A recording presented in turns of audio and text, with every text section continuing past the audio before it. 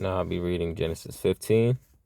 After these events, the word of our Father in heaven came to Abram in a vision, saying, Do not be afraid, Abram. I am your shield. Your reward is exceedingly great. And Abram said, Master, our Father in heaven, what would you give me, seeing I go childless? And the heir of my house is Eliezer of Damascus. And Abram said, See, you have given me no seed, and see, one born in my house is my heir. And see, the word of our Father in heaven came to him, saying, This one is not your heir, but he who comes from your own body is your heir. And he brought him outside and said, Look now toward the heavens and count the stars, if you are able to count them. And he said to him, So are your seed. And he believed in our Father in heaven, and he reckoned it to him for righteousness. And he said to him, I am our Father in heaven, who brought you out of Ur-Kasdim to give you this land to inherit it. And he said, Master, our Father in heaven, whereby do I know that I possess it?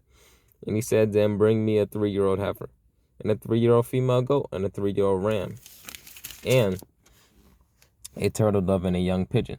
And he took all these to him, and cut them in the middle, and placed each half opposite the other. But he did not cut the birds, and the birds of prey came down on the carcasses, and Abram drove them away. And it came to be, when the sun was going down, and a deep sleep fell upon Abram, that a frightening great darkness fell upon him. And he said to Abram, Know for certain that your seed are to be sojourners in a land that is not theirs, and shall serve them, and they shall afflict them 400 years. But the nation whom they serve I am going to judge, and afterward let them come out with great possessions. Now as for you, you are to go to your fathers in peace. You are to be buried at a good old age. Then in the 4th generation they shall return here, for the crookedness of the Amorites is not yet complete. And it came to be, when the sun went down and it was dark, that see a smoking oven and a burning torch passing between those pieces. On the same day our Father in heaven made a covenant with Abram, saying, I have given this land to your seed, from the river of Egypt to the great river, the river Euphrates, with the Canaanite and the Canaanite and the Canaanite and the Hittite and the Perizzite and the Rephaim and the Amorite and the Canaanites and the Girgashites and the Jebusite. Now this is Genesis 16. And Sarai, Abram's wife, had borne him no child, and she had a Mitzrayite female servant whose name was Hagar. And Sarai said to Abram, See, our Father in heaven has kept me from bearing children. Please go into my female servant. It might be that I am built up by her. And Abram listened to the voice of Sarai. And Sarai, Abram's wife, took Hagar, her female servant, the Mitzrayite, the Egyptian, and gave her to her husband Abram to be his wife. And Abram had dwelt 10 years in the land of Canaan. And he went into Hagar, and she conceived, and when she saw that she had conceived, her mistress was despised in her eyes. And Sarai said to Abram, My wrong be upon you. I gave my female servant into your bosom, and when she saw that she had conceived, I was despised in her eyes. Let our Father in heaven judge between you and me. And Abram said to Sarai, See, your female servant is in your hand. Do to her what is good in your eyes.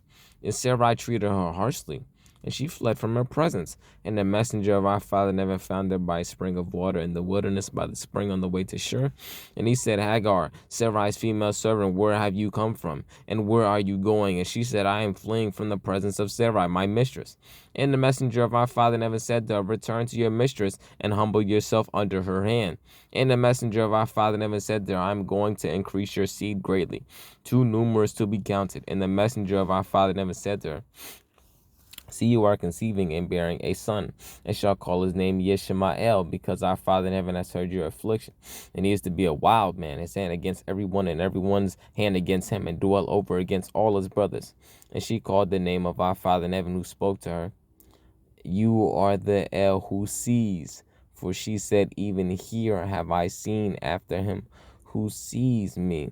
This is why the well was called Beer Lahai Roi. See, it is between Kadesh and Bered. And Hagar bore Abram a son, and Abram called the name of his son, whom Hagar bore Yishmael. And Abram was 86 years old when Hagar bore Yishmael to Abram. Amen.